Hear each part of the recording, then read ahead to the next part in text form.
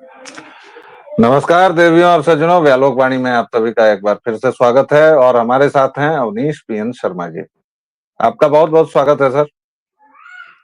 व्यालोक जी, आपको बहुत बहुत नमस्कार। आपके सभी दर्शकों को प्रणाम जी।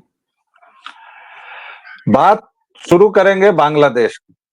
बांग्लादेश में कोई 3 महीने पहले एक तथाकथित क्रांति हुई, तथाकथित छात्रों के द्वारा। अब ये बात सबके सामने बिल्कुल साफ है कि वो न तो छात्र थे और न ही वो क्रांति थी। जिहादियों ने डीप स्टेट के साथ मिलकर बांग्लादेश के निर्वाचित प्रधानमंत्री को देशबदर किया। इस मामले में एक नया मोड़ आ गया है। वही छात्र फिर से सड़कों पर, सो कॉल्ड छात्र क्यों सड़कों पर हैं? अब उन्हें राष्ट्रपति से शिकायत है। वो मोहम्मद यूनुस के खिलाफ नहीं है साहब, जो बिना किसी जिम्मेदारी के सो कॉल्ड सलाहकार बने हुए हैं और पूरे देश चला रहे हैं। मोहम्मद यूनुस और मोहम्मद नहीं, लेकिन अरविंद केजरीवाल, इन दोनों में मुझे बड़ी समानता दिखती है अवनीश जी। बिना किसी जिम्मेदारी के पूरा सुख भोग लिया। अब 12 लाख की टॉयलेट सीट उन्होंने लगाई है कि नहीं मुझे नहीं पता, लेकिन जिम्मेदारी कोई नहीं, सुख पूरा भोगना है। अब वो छात्र वहां के राष्ट्रपति के पीछे पड़े हुए हैं। क्यों पड़े हुए हैं? क्योंकि राष्ट्रपति महोदय ने कह दिया है, मोहम्मद शहाबुद्दीन ने, कि भाई हमारे पास तो वो त्यागपत्र ही नहीं है शेख हसीना जी का। तो टेक्निकली तो मामला फंस गया है। आगे विस्तार से जानेंगे अवनीश जी से, क्योंकि इनकी जेब में बहुत सारा माल है, इधर से निकालेंगे उधर से निकालेंगे। तो अवनीश जी, ओवर टू यू, हमारे दर्शकों के लिए सीधा फ्रॉम हॉर्सेज माउथ। जी जी जी व्यालोक जी, मेरा आपसे सबसे पहले असहमति से शुरू करते हैं। आपने मोहम्मद यूनुस को कंपेयर किया अरविंद केजरीवाल से, और करते हुए आपने ये कहा कि दोनों बिना किसी जिम्मेदारी के सारा सुख भोग रहे हैं। दरअसल दोनों में फर्क है। अरविंद केजरीवाल निर्वाचित हैं और निर्वाचित होने के बाद पद और गोपनीयता की शपथ लिए हुए हैं और उसके बाद सत्ता का सुख भोग रहे हैं बिना किसी जिम्मेदारी के। मोहम्मद यूनुस ने सत्ता पर कब्जा किया है और सारी जिम्मेदारी निभा रहा है। दोनों में ये बेसिक फर्क है। अरविंद केजरीवाल शपथ लेने के बाद, निर्वाचित होने के बाद सत्ता सुख भोगने के साथ कोई जिम्मेदारी नहीं निभा रहे हैं, जबकि यूनुस बांग्लादेश की सत्ता पर काबिज हैं अवैध तरीके से और सारी जिम्मेदारी निभा रहे हैं। चलिए देखिए साहब, आपने जैसा कि जिक्र कर ही दिया कि वहां के प्रेसिडेंट के खिलाफ, राष्ट्रपति के खिलाफ अब सड़कों पर हैं। जबकि आप जरा सामाजिक चेतना की बात करिए। बांग्लादेश की सड़क पर छात्र आंदोलनकारी एक बार फिर उतर गए हैं। भारत में एक तो बहुत ज्यादा इसकी समझ नहीं है। मैं किसी की समझ को चैलेंज नहीं कर रहा भाई, खबरें छपेंगी, जिक्र होगा तो समझ पैदा होगी। हम जैसे जनमानस की समझ कहां से आती है? सामान्यतः लोग ये समझ रहे हैं, और मैंने कुछ बुद्धिजीवियों से कल सुना अपनी निजी चर्चा में, कि अब तो आ गई यूनुस की शामत। और देखिए, जिन आंदोलनकारियों के कंधे पर चढ़ के यूनुस सत्ता में पहुंचे, वो उनके खिलाफ खड़े हो गए और सड़कों पर उतर गए। ये एक समझ है, जबकि हकीकत आपने बताया कि इस बार का एजिटेशन जो हो रहा है वो मोहम्मद शहाबुद्दीन, जो राष्ट्रपति हैं बांग्लादेश के, उनके खिलाफ हो रहा है। अब कुछ टेक्निकल चीजों पर जरा ध्यान दे लेते हैं। देखिए, बांग्लादेश के संविधान के अंतर्गत लगभग बहुत हद तक मिलता है जो हमारे यहाँ की व्यवस्था है। वहां भी एक पीएम होते हैं, प्रधानमंत्री, और एक राष्ट्रपति होते हैं। ऑफिशियली राष्ट्रपति जो है, जैसे हमारे यहाँ हेड ऑफ द स्टेट होते हैं, वैसे उनके यहाँ भी हेड ऑफ स्टेट होते हैं। प्रधानमंत्री विधायिका को रिप्रेजेंट करते हैं, हमारे यहाँ भी उनके यहाँ भी सारे कामकाज करते हैं on the behalf of president of Bangladesh. यही स्थिति शेख हसीना की वहां पर थी।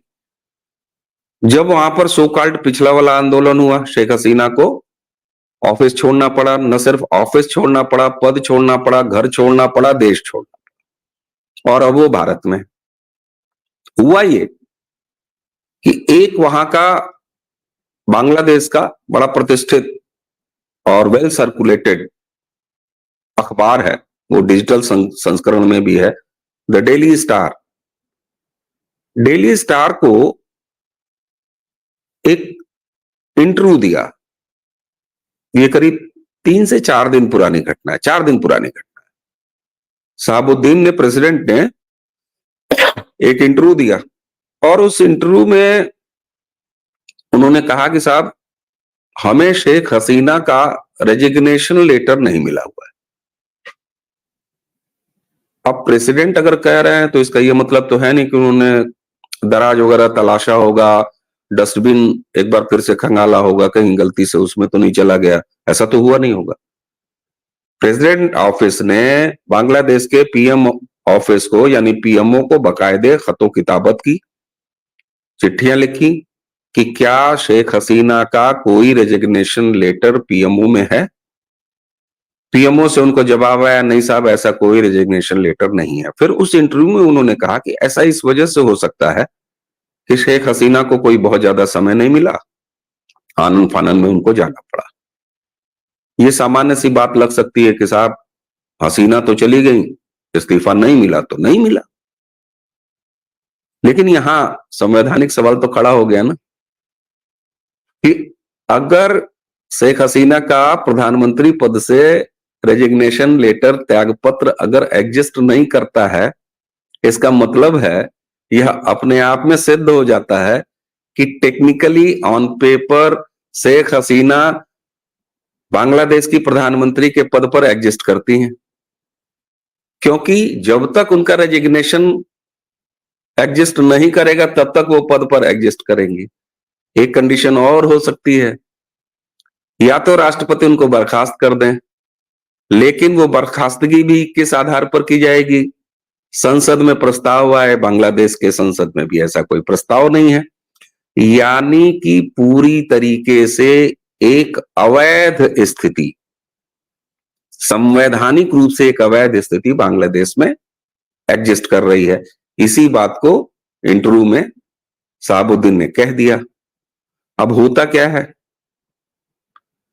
कि मान लीजिए आपके घर में या आपकी किसी प्रॉपर्टी पर किसी ने कब्जा किया है। भारत में ये बड़ा आम होता था, तो मुझे लगता है कि हम लोग ज्यादा बेहतर समझ पाएंगे इसको। कब्जिया लिए साहब, आपने किराएदारी दी थी, मान लीजिए किराएदारी नहीं भी दी थी, ताला तोड़ के घुस गया। दबंग ऐसा करते थे, कब्जा लिए और उसके बाद अब क्या, अरे चलिए, वक्फ बोर्ड ने कहा कि आपका मकान हमारा है। यही है वक्फ में, वक्फ ने कब्जा दिया। अब कानून में क्या है कि आप बताइए कि नहीं साहब ये मेरा है, वक्फ नहीं, वक्फ जबानी बोलेगा हमारा है। तो यूनुस ने भी जबानी बोला और कब्जा कर लिया फिजिकली कि बांग्लादेश हमारा है। जबकि अब शेख हसीना के पास कागज है प्रधानमंत्री पद की शपथ लेने वाली, इसको वहां के प्रेसिडेंट ने रिकॉग्नाइज कर दिया कि इस्तीफा नहीं दिया है। तो दर्द किसको होगा? जो हारने वाला है। वक्फ कहेगा आए, ये तो प्रॉपर्टी हमारे हाथ से फिसली। The same situation is with Mohammad Yunus. वो एक अवैध अतिक्रमणकारी अपने किसी विदेशी आका द्वारा प्लेस किया गया है। अब यहाँ एक छोटा सा इंटरजेक्शन मैं अपनी तरफ से ला रहा हूं। कब्जा हो गया था, अब दिक्कत यह है कि 3 महीने बाद राष्ट्रपति महोदय ने कह दिया कि भाई कब्जा तो अवैध है, कागज दिखाओ। अब यहाँ के मुसलमानों को कागज दिखाने से समस्या हो रही है, एनआरसी और पता नहीं और सब में। वहां वाले जो सलाहकार हैं, नोबेल पुरस्कार विजेता हैं, उनको भी दिक्कत हो रही है। और हमने सुना है कि उनको दस्त भी लगने लगे हैं और उनकी तबीयत भी खराब हो गई है। इस पर आपके सूत्र क्या? नहीं, ये परसों की घटना है। परसों शाम को जब ये सारा मामला आया और अखबार में छपा, सर्कुलेट हुआ, लोगों तक पहुंचा, तो मोहम्मद यूनुस जो है उनकी तबीयत खराब हो गई, नाशाद हो गई और वो हॉस्पिटल में। एक तस्वीर हमने कल अपने चैनल पर उसको ब्रेक भी किया। अब वो कहा जा रहा है कि रूटीन चेकअप के लिए गए थे।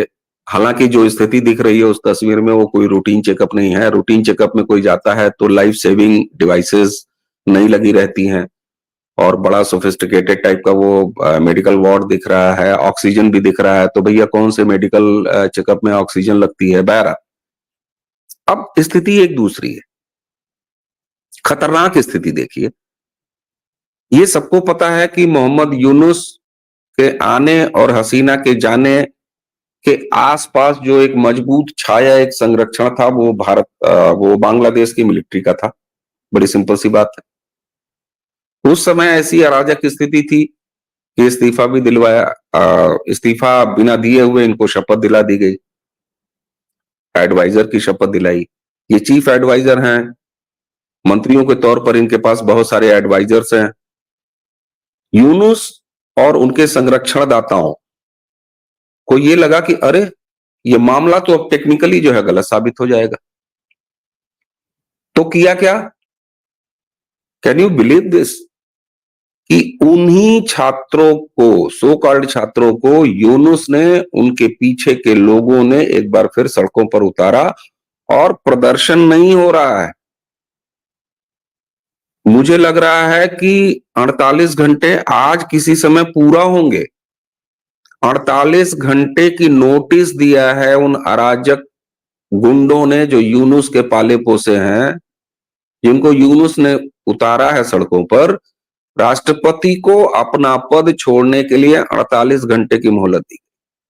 वो मेरे ख्याल से आज किसी समय पूरी हो। यानी यह पूरी तरीके से याद दिलाता है मुझे ईरान में जब खुमैनी सत्ता पे काबिज हुआ था, वहां का जो औपचारिक हेड ऑफ स्टेट था उसकी जगह ये सत्ता पे आके काबिज हो। हम सबको याद आना चाहिए अफगानिस्तान भी, जहां इसी तरह हुआ था नजीब के बाद। और नजीब की वो फोटो मुझे याद है, मैं 12th में पढ़ा करता था, और टाइम्स ऑफ इंडिया का दिल्ली एडिशन, जिसमें रंगीन चित्र काबुल की एक सड़क की लैंप पोस्ट पर फांसी से लटके हुए नजीब, मुझे आज भी याद है, आज भी याद है। वो अखबार मैंने फिजिकली देखा। तो लगभग उसी तरह की स्थिति। अब बांग्लादेश की ये स्थिति है। व्यालोक और ओनीश काहे मरे जा रहे हैं? उसकी एक वजह है। पूरा विश्व भले इसकी चिंता करे न करे, एक देश उसका तालिबानाइजेशन हो रहा है, होते हुए दिखाई दे रहा है। क्यों? क्योंकि जो दूसरी सबसे बड़ी अल्पसंख्यक, दूसरी नहीं, सबसे बड़ा जो अल्पसंख्यक बिरादरी है बांग्लादेश का, बांग्लादेशी हिंदू, उनके कत्लो-गारत को न सिर्फ संरक्षण दिया है इस मोहम्मद यूनुस ने, बल्कि करवाया है और एंजॉय किया है। ये तीनों काम किया है, तीनों सुर लगाए हैं, तीनों ताल पे नाचा है। इसलिए हमारी चिंता स्वधर्मियों के लिए और बढ़ जाती है भारत की। दूसरी चीज, हमारे यहां लीडर ऑफ अपोजिशन एक आदमी है जिसका नाम राहुल है। वो और उसका पूरा कुनबा, उसका पूरा इकोसिस्टम इस भारत में बांग्लादेश दोहराने की कल्पना से आनंदित हो उठता है। बांग्लादेश में जब तख्ता पलट हुआ तो यहां तक कहा गया कि जब वहां के पीएमओ में जनता घुस सकती है, प्रधानमंत्री निवास में घुस सकती है, भगा सकती है, तो यहां नरेंद्र मोदी जी के साथ ऐसा क्यों नहीं हो सकता है? तीसरी चीज, हमने 70s में भी देखा है कि ऑफिशियली शरणार्थी कितने आए थे हमारे यहाँ, जो कि हमारे यहाँ डेमोग्राफी को डिस्टर्ब करते हैं। उसके बाद अनऑफिशियली तो लगातार रोज का रोज आना जाना है, जिसकी समस्या हम झेल रहे हैं। तो बांग्लादेश में अगर कोई अफगानिस्तान जैसी समस्या पैदा होती है तो हमारे यहाँ इंक्रोचमेंट होगा। दूसरा, एक बार फिर खाद पानी मिलेगा उन तमाम रेडिकल फोर्सेस को जो ऑलरेडी हमारे यहाँ चरस बोए पड़ी हैं। इसलिए हम भारतीयों को बहुत सचेत रहना पड़ेगा इस घटना को लेकर। ये बड़ी चीज है जो हमारा कंसर्न पैदा करती है इस पूरी घटना से। अदरवाइज बांग्लादेश कि वो इंटरनल समस्या है, हम भी जो है ऐसे हाथ झाड़े और निकल लें, लेकिन वो इंटरनल समस्या है। लेकिन सुनामी समुद्र, भाई सुनामी कब आती है? समुद्र में कहीं जी भूकंप आता है, उसमें किनारे का क्या दोष होता है भाई? मद्रास का क्या दोष था? बाली का क्या दोष था? लेकिन कहीं दूर समुद्र में भूकंप आया और किनारे बर्बाद हो जाते। तो हमें असम जैसे राज्य जहां के निर्वाचित मुख्यमंत्री बार बार डेमोग्राफी बदल जाने की चिंता करते हैं, हमारा पूरा नॉर्थ ईस्ट, और तीसरी एक चीज और, वो जो 2.5 मोर्चे की बात करते थे, तो उसमें से आधा मोर्चा वहीं बंगाल में बचा हुआ है, वहीं बैठा हुआ है। ये तो हमारा प्रारब्ध है ब्यालोक जी कि असम सहित, और जिसका की असर बाकी नॉर्थ ईस्ट के स्टेट्स पे पड़ता है, वो एक दूसरी मेंटेलिटी में पहुंच गया है इन तमाम सालों में। लेकिन बंगाल क्या है? इसलिए जितनी ये समस्या बांग्लादेश की है, हमारे लिए भी ये उतनी ही बड़ी समस्या है। दर्शकों श्रोताओं, अवनीश जी ने जो खुलासे किए हैं सचमुच रोमांचक हैं और बड़े डरावने भी हैं। तालिब का अर्थ स्टूडेंट ही होता है और उसी का बहुवचन है तालिबान, और उसने अफगानिस्तान को क्या किया है वो हम देख रहे हैं। सो कॉल्ड छात्र शक्ति ने बांग्लादेश में क्या किया है ये हम देख रहे हैं। और ये पूरा जो रकस फैला है अवनीश जी, इसके पीछे ये भी मामला हो सकता है, अंतर्राष्ट्रीय संबंधों के विशेषज्ञ ज्यादा विस्तार से बताएंगे, कि अमेरिका में अब नई सरकार का गठन अगले हफ्ते हो जाएगा। 5 नवंबर को वोटिंग है, 2-3 दिन में सरकार बन जाएगी। और उसके बाद मोहम्मद यूनुस के सिर पर जो हाथ है वो रहेगा या नहीं रहेगा, सरकार किसी की भी बने, रिपब्लिकन की, डेमोक्रेट की, वो भविष्य में है। इसलिए ये उथल पुथल हो रही है।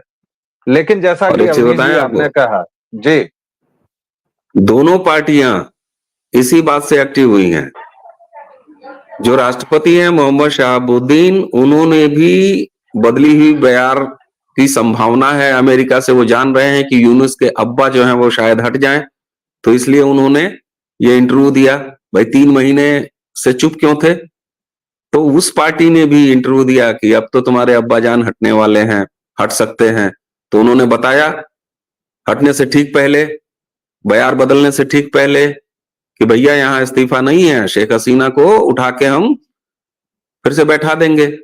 और यूनुस ने तुरंत उस पर रिएक्शन इसीलिए दिया, सड़क पर उतार के अपने तालिबानियों को, कि इससे पहले कि वहां कुछ गड़बड़ हो और हमारी ऐसी तैसी हो जाए, तुम कट लो यहां से। और 48 घंटे की मोहलत इसीलिए दी गई है। अब देखना ये होता है कि वहां पर क्या स्थितियां बनती है।